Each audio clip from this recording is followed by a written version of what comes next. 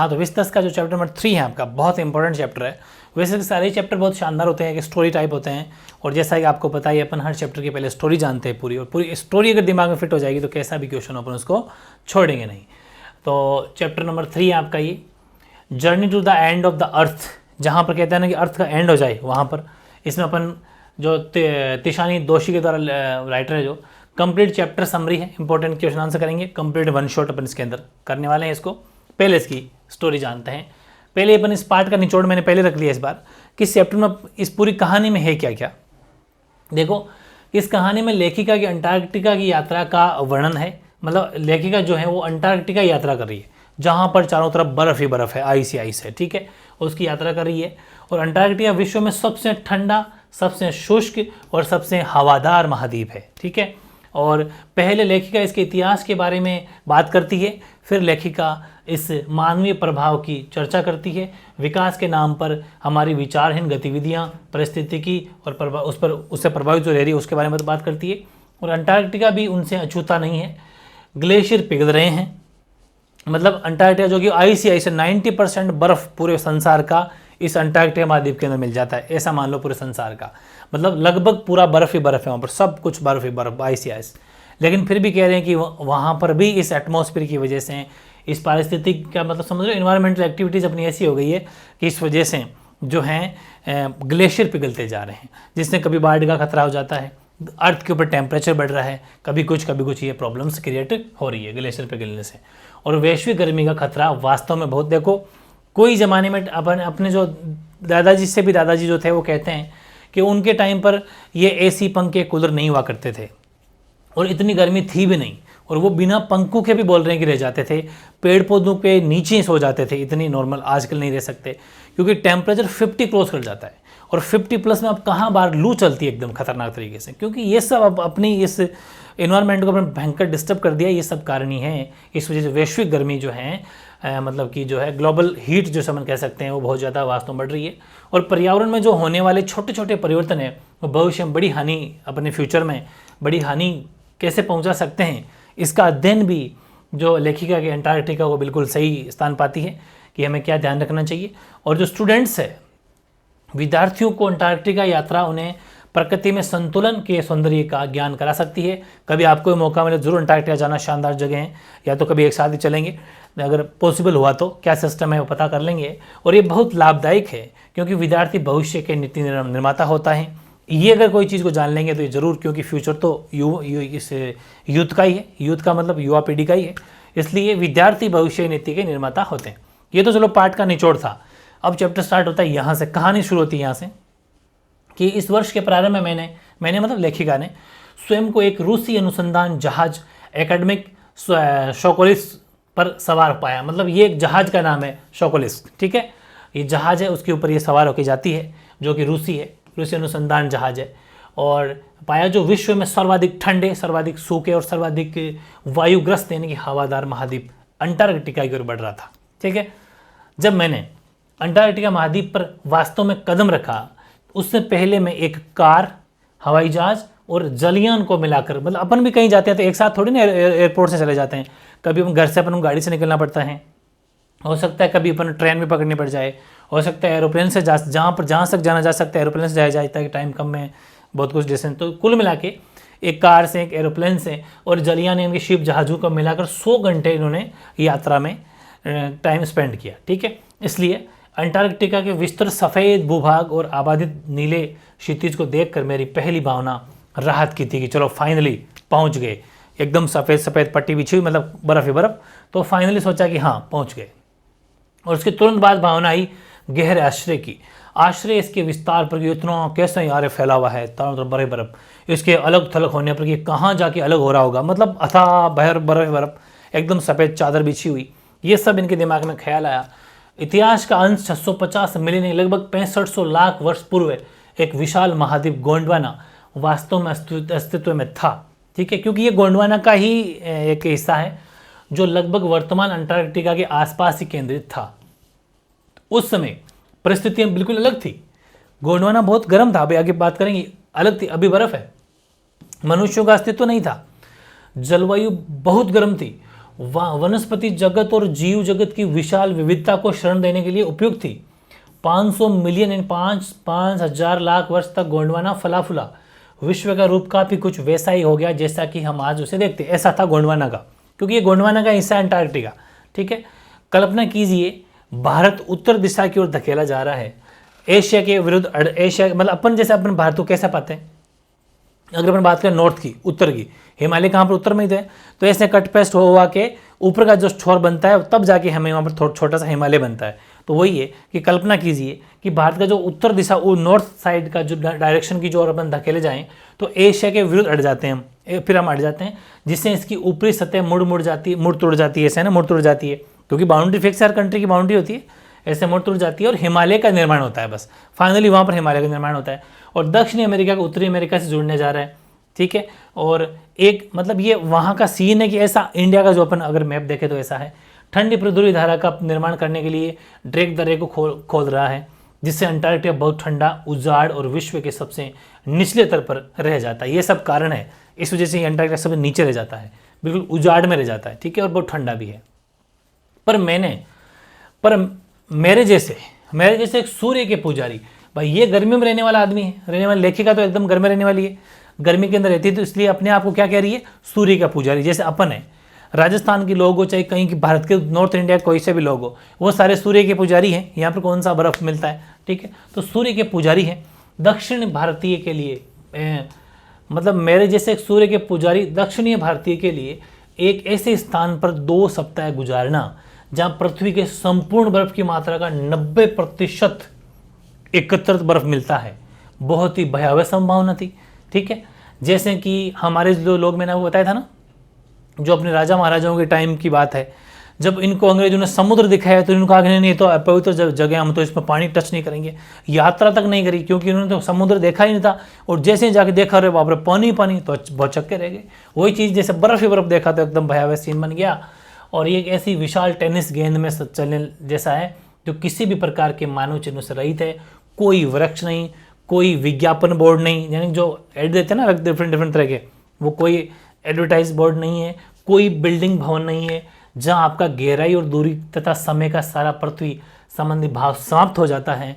सूक्ष्म से लेकर विशाल चीज़ें अपनी दृष्टि में आती हैं, जैसे मच्छरों और कीड़े मकोड़ों से लेकर जो ब्लू व्हेल है, नीली व्हेल, सबसे बड़ा जो समुद्री जीवन ब्लू व्हेल, ये सब। और दक्षिण के 24 घंटे रहने वाले गर्मी के मौसम के प्रकाश में दिन बहुत विचित्र प्रकार से जारी रहते हैं, और एक सर्वव्यापी शांति जो मात्र कभी कभी होने वाले हिमस्खलन या नवजात बछड़े जैसी सफ़ेद बर्फ की चादर से बाधित होती हैं, इस स्थान को पवित्र करती रहती है। मतलब बहुत ज़बरदस्त जगह। आप इसको देख के ऐसा क्या लग रहा होगा आपको, है ना, कि ऐसी बर्फ की बातें चल रही है। जलवायु परिवर्तन हमारे समय के सर्वाधिक जोश के साथ लड़े जाने वाले वाद विवादों में से एक है। क्या पश्चिमी अंटार्कटिका की बर्फ़ की परत पूरी तरह पिघल जाएगी, ऐसा मतलब क्वेश्चन है कि क्या इस तरीके से जो अभी बर्फ़ पिघल रही है तो क्या इस तरीके से तो फिर ये पूरा पिघल जाएगा क्या आने वाले टाइम में? क्या गल्फ स्ट्रीम समुद्र की धारा बाधित होगी? क्या संसार का अंत उस प्रकार ही होगा जैसा कि हम जानते हैं? शायद हाँ, क्योंकि आने वाले टाइम में शायद ऐसा हो सकता है, शायद नहीं। जो भी हो, इस वाद विवाद में अंटार्कटिका एक बहुत महत्वपूर्ण और नाजुक बिंदु है। केवल इसलिए नहीं क्योंकि संसार में एकमात्र ऐसा स्थान है जिसने कभी किसी मानव जनसंख्या को संपोषित नहीं किया। ऐसा नहीं है कि भाई यहाँ पर कोई जीव रहता नहीं है, यहाँ पर कोई पॉपुलेशन यहाँ पर नहीं बनी हो, इसीलिए इम्पोर्टेंट नहीं है। और इसलिए इस प्रसंग में ये तुलनात्मक रूप से अनछुआ बना हुआ है, बल्कि अधिक महत्वपूर्ण रूप से इसलिए है क्योंकि इसके बर्फ की तहों में 5 लाख वर्ष पुराने कार्बन अभिलेख दबे हुए हैं। 5 लाख पुराने इसके बर्फ की तह में, बर्फ के नीचे। और यदि हम पृथ्वी के भूत, वर्तमान और भविष्य यानी पास्ट, प्रेजेंट और फ्यूचर का अगर अध्ययन करें और जांच करें तो हमें अंटार्कटिका पर जाना चाहिए। अगर हमें पहले क्या था, अभी क्या चल रहा है, आगे क्या होगा, अगर ऐसा इसके बारे में नॉलेज करना है तो हमें अंटार्कटिका पर जाना चाहिए। फिर देखो, ये कार्यक्रम स्टूडेंट्स ऑन आइस, हिम पर विद्यार्थी, जिस पर मैं सोकाल्सिक यानी जहाज का नाम है ये, क्या नाम है, सोकाल्सिक पर रहते हुए काम कर रही थी, एक स्टूडेंट एक तरीके से। उस योजना का उद्देश्य ठीक यही है कि हाई स्कूल के विद्यार्थियों को संसार के छोरों यानी सिरों पर ले जाकर और उन्हें ऐसे प्रेरणादायक शैक्षणिक अवसर प्रदान करके जो उनकी हमारे ग्रह के लिए एक नई समझ और सम्मान विकसित करने में सहायता करेंगे। इस कार्यक्रम के इतना सफल होने का कारण यह है कि दक्षिण ध्रुव के निकट कहीं भी जाकर उससे प्रभावित हुए बिना रहना असंभव है। अपने अपने अक्षांतरों और देशांतरों, जानते हो ना, लैटिट्यूड एंड लॉन्गिट्यूड के क्षेत्र में आराम से बैठकर ध्रुवीय हिम शिखरों के पिघलने के बारे में चिंता करना आसान है, परंतु जब आप अपनी आंखों के सामने ग्लेशियर समझते हो ना, बड़े बड़े हिमखंड, बर्फ के बड़े बड़े टुकड़े ऐसा मान लीजिए, वो अगर सिकुड़ रहे हैं, बहुत बड़े बड़े पहाड़ बने हुए बर्फ के, वो अगर पिघल रहे हैं, सिकुड़ रहे हैं और बर्फ के कगारों को ढहते हुए देखते हैं, तो आप महसूस करने लगते हैं कि ग्लोबल वार्मिंग यानी विश्व में गर्मी का बढ़ना खतरा वाकई बहुत होने वाला है और आने वाले टाइम में क्या हालत होगी देख लेना।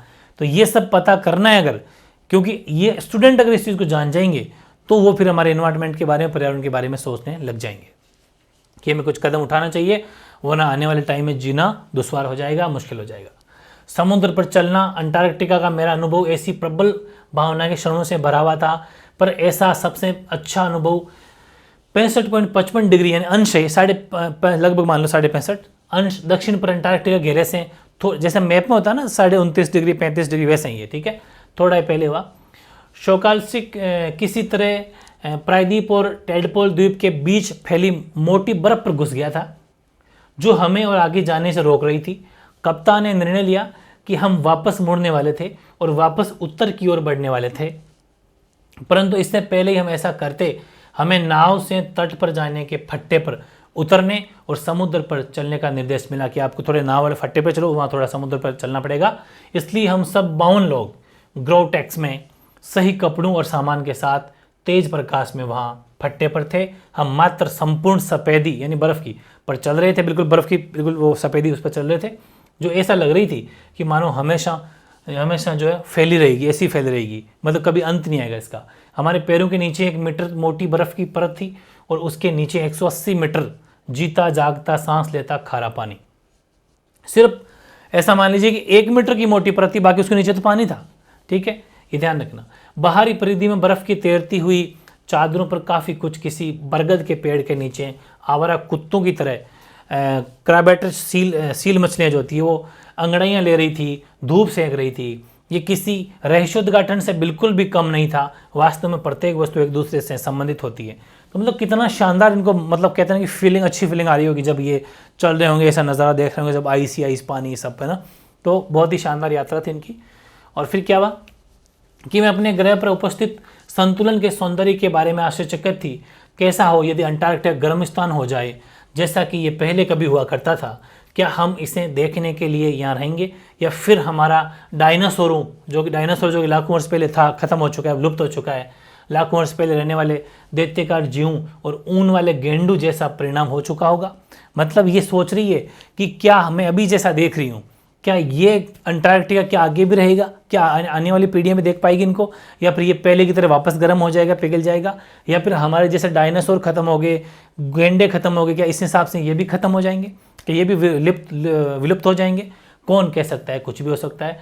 लेकिन ऐसे किशोरों को एक समूह के साथ 2 सप्ताह व्यतीत करने के बाद, जिनमें अब भी विश्व को बचाने का आदर्शवाद है, मैं बस इतना कह सकती हूँ कि 10 लाख वर्ष में बहुत कुछ हो सकता है, लेकिन एक दिन में कितना फर्क पड़ सकता है, कोशिश ये करनी है, ठीक है।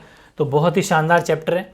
स्टोरी आपने पूरी समझ ली होगी, ठीक है। ये लेखिका की पूरी घटना है, मतलब पूरा कहते हैं ना आंखों देखा हाल है कि वो जैसे वहाँ पर गई थी तो उसने कैसा कैसा क्या क्या सीन देखा, कैसा कैसा वहाँ का अनुभव रहा, एक्सपीरियंस रहा, फीलिंग जो रही वो बांटी है। तो ज़बरदस्त कहानी, दिमाग फिट हो गई तो क्वेश्चन आंसर करना बहुत ईजी हो जाएगा, ठीक है। तो ओपन करते हैं क्वेश्चन आंसर। फर्स्ट क्वेश्चन देखते हैं अपन।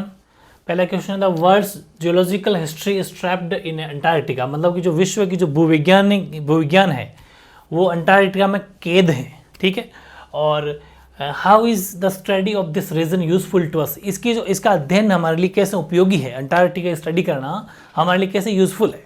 तो देखो आंसर ये होगा कि the study of Antarctica shows that India and Antarctica were part of सब कॉन्टिनेंट नेम्ड गोंडवाना। मतलब इसके अध्ययन करने से हमें ये पता चला कि भारत और अंटार्कटिका दोनों एक ही उपमहाद्वीप के हिस्से थे जिसका नाम गोंडवाना था। दोनों ही गोंडवाना के हिस्से हैं, दोनों ही गोंडवाना के पार्ट हैं। The climate of Gondwana was much warmer, यानी कि पहले गोंडवाना का जो तापमान था ऐसा मान लीजिए, तो पहले गोंडवाना बहुत गर्म हुआ करता था। Then about 150 million years ago, 150 वर्ष पहले, Gondwana was forced to separate into countries, ठीक है, इसको सेपरेट कर दिया गया, और the globe was shaped much we know it today, और ऐसा हम समझ सकते हैं ग्लोब के अंदर इसकी कैसी शेप है अभी वो अपन देख सकते हैं। A cold circumpolar current was created और इट मेड अंटार्कटिका फिल, और इस हिसाब से अंटार्कटिका बन गया जो कि एक बर्फीला जगह हो गई अब, और it holds 500,000 years old carbon records trapped in its layer of ice. अगर आइस को हटा दिया जाए तो आइस के नीचे, मैंने अभी पढ़ा था ना मैंने थ्योरी में, कार्बन की लेयर है, बहुत ज़्यादा इंपॉर्टेंट है वो, और it helps understand the significance of Caledonian folds and Precambrian granite shields, ozone and carbon evolution and extinction. मतलब तभी तो कह रहा हूँ ना कि इसीलिए इसकी स्टडी करना हमें हर सब कुछ रहस्य के बारे में बता सकते हैं, ओजोन लेयर हो चाहे कार्बन हो, हर तरह की चीज़ों को अगर स्टडी करनी है तो आपको फिर अंटार्कटिका ऊपर आना पड़ेगा। एक सिग्निफिकेंस एक कहते हैं तो सही तरीके की नॉलेज हमें यहाँ पर मिलती है, पूरी की पूरी बातें थ्योरी के अंदर थी वही है। ये था आपका question number first. Second question देखते हैं, what are Geoff Green's reasons for including high school space दे सकते high school students in the students on ice expedition, ठीक है। तो Geoff Green's students on ice expedition aimed at studying Antarctica from geological point of view, बिल्कुल सही। ये जो camp गया था स्टूडेंट्स का एक पूरा ग्रुप गया था, ये किस लिए गया था, तो ये अंटार्कटिका की जियोलॉजिकल जो स्टडी है उसको करने के लिए गया था, ताकि वहाँ के भूविज्ञान को जाना जा सके कि क्या सिस्टम है वहाँ का। और it also aimed at developing a new understanding and respect for the अर्थ, और ये इसलिए भी इसका महत्वपूर्ण योगदान है इसका कि वहाँ जाने से एक नए सोच का विकास होगा, और ये भी पता रेस्पेक्ट होगी हमारे अर्थ की कि हमें हमारी अर्थ है जो पृथ्वी है उसकी अब रक्षा करनी चाहिए, वरना आने वाला टाइम बहुत खतरनाक होगा, क्योंकि वहाँ देखने से पता चलता है कि ग्लेशियर कैसे पिघल रहे हैं, ठीक है। तो achieving these aims would be of use only if we put them to practice. So Geoff Green included high school students in his expedition, he provided them inspiring educational opportunities. बिल्कुल सबको ये अपॉर्चुनिटी मिलनी चाहिए कि ये जैसा camp अभी तो इन्होंने लगाया था, इसका बहुत बड़ा योगदान है, और ये सब प्रैक्टिस करने के लिए जो लोग गए थे वहाँ पर अभ्यास करने के लिए, इन सब में ही, क्योंकि यही वो एज हैं जो बहुत कुछ आगे जाएगी और यही फ्यूचर है। अगर ये जान लेंगे तो ये अपने आप यहाँ पर पता नहीं कितने लाखों लोगों को समझा सकते हैं कि हमें अब हमारी पृथ्वी पर एनवायरनमेंट के ऊपर ध्यान देना पड़ेगा, वरना आने वाले टाइम अगर ग्लेशियर पिघलते चले गए तो बहुत ज़्यादा हीट अर्थ पर होगी। At this age the students are ready to absorb, learn and act. यही वो लोग हैं जो इस चीज़ को लेंगे, सीखेंगे और इसके आगे करेंगे। The knowledge of the geological history of the earth can give them deep insight, ठीक है। तो ये इसका जो यहाँ जाने का हमें बहुत गहरा नॉलेज हमारे लिए बहुत महत्वपूर्ण रहेगा, ठीक है। तो दोनों बड़े बड़े क्वेश्चन अपने हो गए हैं कंप्लीट। क्वेश्चन नंबर 3 देखो, the care of the small things and big things will take care of them. कहते हैं ना कि छोटी छोटी चीज़ों की केयर करो, बड़ी बड़ी चीज़ें ऑटोमेटिक सही होने लग जाएगी, वो वाली चीज़ है। तो what is the relevance of this statement to context the Antarctica environment. ये जो लाइन है, ये जो उदाहरण है वो किस हिसाब से रेलेवेंट बैठता है, तो देखो Antarctica is create a simple ecosystem, ठीक है, और बिल्कुल एक अलग तरह का और बहुत ही साधारण इकोसिस्टम वहाँ का है, और इट लैक्स बायोडाइवर्सिटी है ही नहीं, जैव विविधता बहुत कम है, बहुत ही कम जैव विविधता है। It is the perfect place to study how small change environment can have bad effects in the long run. और ये सबसे बेस्ट जगह है जहाँ पर हम ये एक छोटा कि कैसे छोटा परिवर्तन अपने आप में यहाँ पर करें हमारे पर्यावरण के अंदर, यहाँ सबसे बेस्ट प्लेस स्टडी करने का। आप यहाँ आइए और स्टडी करिए। Here we find very small sea grasses named phytoplankton, है ना, ये उस घास का नाम है कि ये जो घास है वहाँ पर बहुत ही कम जगह पर ये घास पाई जाती है, सिर्फ एक ही तरह की घास पाई जाती है। आप समझ सकते हो कितनी कम वहाँ पर बायोडाइवर्सिटी है, ठीक है। और this grasses sustain the entire southern ocean food chain, यही सिर्फ एक वहाँ की खाद्य श्रृंखला पूरे एंटायर उस महाद्वीप की, ठीक है। तो this example shows that we can take care of every small things to save our world from destruction. इसलिए ये एग्जाम्पल सही बैठता है, दिखाता है हमें, ये दर्शाता है कि छोटी छोटी कहते हैं ना कि छोटी छोटी गलतियों को अगर सुधारेंगे तो बड़ी गलतियाँ होने से बच जाएंगे। तो we must also prevent the depletion of ozone layer by reducing carbon dioxide emission. इसलिए वो जैसे कि अपने कहा था ना कि ओजोन लेयर तो डिस्टर्ब होने वाली है, अर्थ पे भयंकर तरीके से पॉल्यूशन या वो हीट बढ़ने वाला है, उसका हम उसका भी निवारण कर सकते हैं। यहाँ अगर आगे हम स्टडी करें तो क्या है वजह, वो जान सकते हैं।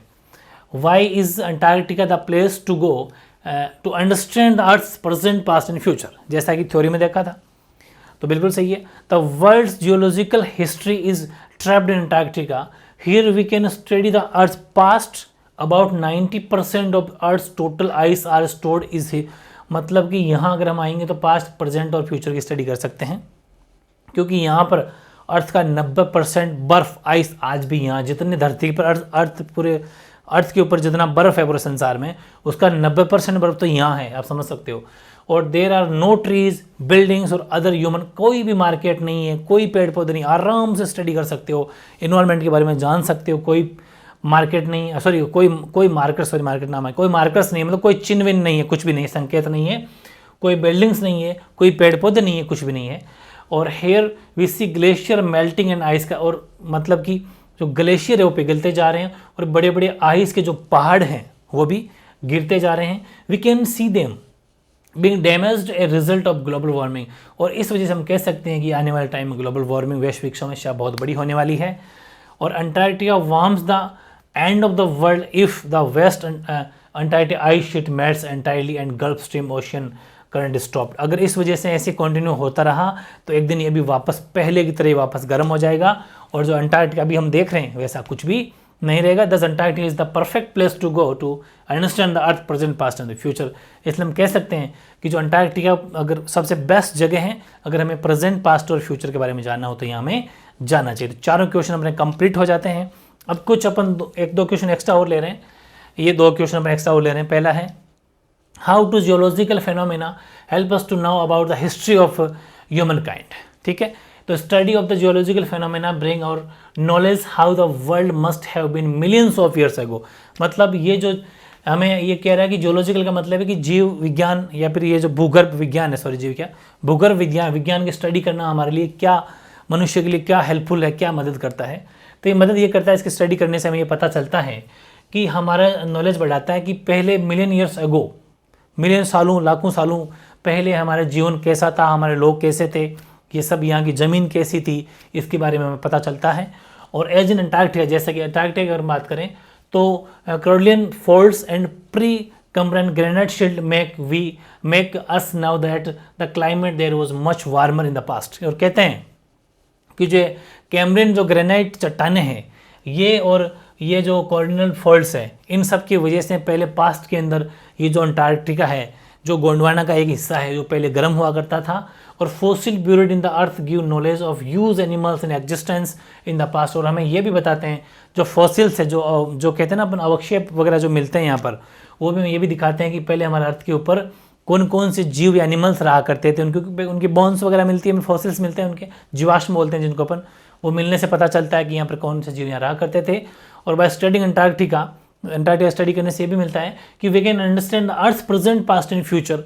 हम ये भी तो पढ़ चुके कि अंटार्कटिका स्टडी करने से हमें प्रेजेंट, पास्ट और फ्यूचर की नॉलेज ही बढ़ता है। दस the geological phenomena help us know about history of the man human kind. इसलिए हमारे लिए जियोलॉजिकल फिनोमेना में, जियोलॉजिकल का मतलब है भूविज्ञान की स्टडी करना हमारे लिए बहुत ज़्यादा इंपॉर्टेंट है या हेल्पफुल है। सेकेंड है what are the indication for the future of humankind. तो देखो the world today is facing the danger global warming. देखो ये कह रहा है कि क्या संकेत है आने वाली पीढ़ियों के लिए। तो ये सीधी सी बात है कि जिस हिसाब से अभी वर्ल्ड अभी चल रहा है, सबके सामने एक प्रॉब्लम सामने आ रही हुआ है ग्लोबल वार्मिंग की। ये बड़ी समस्या चल रही है सबके सामने, हमारे वर्ल्ड जो पूरा संसार टुडे इस प्रॉब्लम को फेस कर रहा है। ठीक है, और glacier are melting and ice caps are falling, ये सब इसका मेन कारण है। ग्लेशियर पिघल रहे हैं और मतलब बर्फ़ के बड़े बड़े वो पहाड़ पिघल रहे हैं, इस वजह से अर्थ के ऊपर टेम्परेचर बढ़ने की वजह से सब हो रहा है। और these are indication a much warmer world as existence of remote past. और कहने का मतलब ये कि वापस ये जो अर्थ है बहुत भयंकर, इस पर गर्मी होने वाली है आने वाले टाइम में। और if that happens mankind will be wiped out from the global scenario. ठीक है, और it seems that climate change will cause the end of the world, thus the indication for the future of mankind are really fact. तो समझ में आ गई, अगर ऐसे ही होता रहा तो ये अर्थ, ये संसार एक दिन खत्म हो जाएगा, जल जाएगा, मतलब एक तरीके से इतना भयंकर टेम्परेचर हो जाएगा। अभी भी आप देख सकते हो 50+, 55, 60 तक टेम्परेचर पहुंचने लग गया है। तो आने वाले टाइम में क्या होगा ये अपन देख सकते हैं। तो ये सब वही प्रॉब्लम है, ग्लोबल वार्मिंग सबसे बड़ी समस्या है। तो ये 2 क्वेश्चन अपने मेन इंपॉर्टेंट ले लिए हैं। फिर 2-3 क्वेश्चन छोटे और लेंगे अपन, जैसे कि in what ways have human established dominance over nature. तो human have inhabited village, town, cities and mega cities. बिल्कुल सही, हम सब कहाँ कहाँ रहते हैं, हमारा निवास स्थान क्या हो सकता है, कोई गाँव में रहता है, कोई शहरों में, कोई कस्बों में, कोई बड़ी सिटी में रहता है, ठीक है। और in the process of doing so they are using natural resources as their will, तो thus they have established dominance over nature. इसलिए हम हर बार, भाई कोई कहीं रहता है, कोई कहीं रहता है, इसलिए हमें हर बार नेचर की जरूरत पड़ती है। और इस वजह से जो नेचर, हर कोई नेचुरल रिसोर्सेज जो प्राकृतिक संसाधन का यूज करता है हर आदमी, इसलिए उन सब का हनन भी देखने को मिल रहा है। Second, why is the average global temperature increasing. तो बिल्कुल मतलब जो एवरेज ग्लोबल टेम्परेचर वो क्यों मतलब इंक्रीज हो रहा है, तो we humans are burning fossil fuels thoughtlessly, this has created a blanket of carbon dioxide around the world. भाई जैसे अपन कोई फॉसिल फ्यूल्स वगैरह को बर्न करते हैं, जलाते हैं ह्यूमंस के द्वारा, ठीक है, मनुष्यों के द्वारा, तो फिर कार्बन डाइऑक्साइड की लेयर बन जाती है पूरे संसार में, जैसे कि प्रॉब्लम है। और this increase the global warming temperature, यही कारण है कि ओजोन लेयर डिस्टर्ब होती है और वो जो है उसमें रिसाव होता है एज लाइक, और ये टेम्परेचर जो अर्थ के ऊपर तापमान है बढ़ता जा रहा है। How is Antarctica different from the place you live in. बिल्कुल डिफरेंट है, क्योंकि बर्फ ही बर्फ है।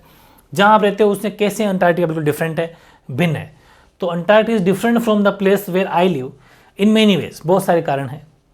बिकॉज हम जहाँ रहते हैं वहाँ पेड़ पौधे होते हैं, बड़े बड़े विज्ञापन होल्डिंग होते हैं, दुकानें होती है, घर होते हैं, हर तरह की घास फूस होती है, डिफरेंट टाइप है।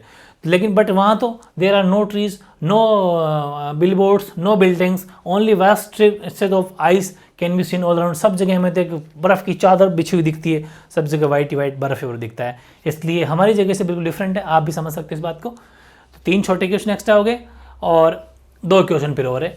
फोर्थ है कि what is the impact of burning fossil fuels. हालांकि इससे रिलेटेड क्वेश्चन भी लिया था।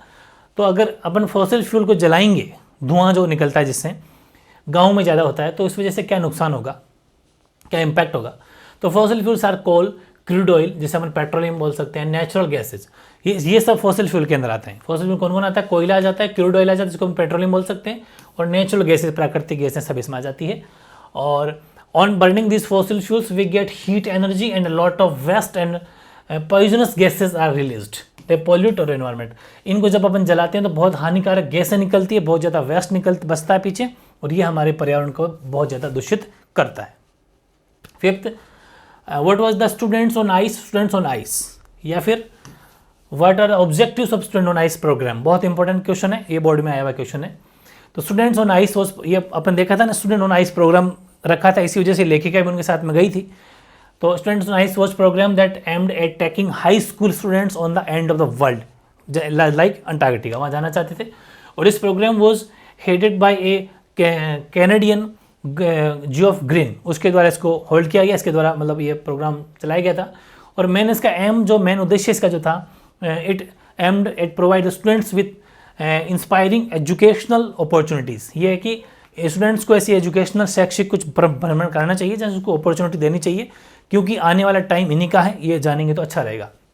This would help them foster a new understanding and respect for the earth, जैसा कि पढ़ चुके। वहाँ जाने का ये हमें फ़ायदा हुआ कि अलग तरह की अंडरस्टैंडिंग मिलेगी और अर्थ को जानने का मौका मिलेगा, अर्थ के रेस्पेक्ट करने का मौका मिलेगा। According to author, Antarctica is the perfect place understand the earth present, past and future. लेखिका के हिसाब से, लेखिका के अनुसार ये सबसे बेस्ट जगह, अगर हमें प्रेजेंट, पास्ट और फ्यूचर को जानना है तो हमें वहाँ जाना चाहिए, ठीक है। ये प्रेजेंट, पास्ट और फ्यूचर टेंस की बात नहीं करना है। अगर आपको प्रेजेंट, पास्ट और फ्यूचर टेंस जानना है तो एमवी क्लासेस के ऊपर 3 घंटे का वीडियो अपलोड कर रखा है, वहाँ जाएं। लेकिन अगर प्रेजेंट, पास्ट और फ्यूचर के टाइम को जानना है तो फिर आपको अंटार्कटिका जाना सही रहेगा। तो ये थे क्वेश्चन जो अपने 4-5 क्वेश्चन इंपॉर्टेंट लिए थे। कुल मिला के 5 क्वेश्चन थे, 2 वो, कुल मिला के 5-7 क्वेश्चन एक्स्ट्रा, बाकी 3-4 क्वेश्चन हमने बुक किए हैं। ये था अपना बहुत ही शानदार सा चैप्टर। विस्तस के सारे चैप्टर बहुत शानदार है, इसी तरह से अपन कंप्लीट करते रहेंगे। आपको भी मजा आ रहा होगा, पहले पूरी स्टोरी समझ लेते होंगे, फिर क्वेश्चन आंसर साथ में पढ़ ले तो पूरा चैप्टर आपके जुबान पे हो जाएगा, ठीक है। तो चैप्टर नंबर 3 भी अपना कंप्लीट। ओके।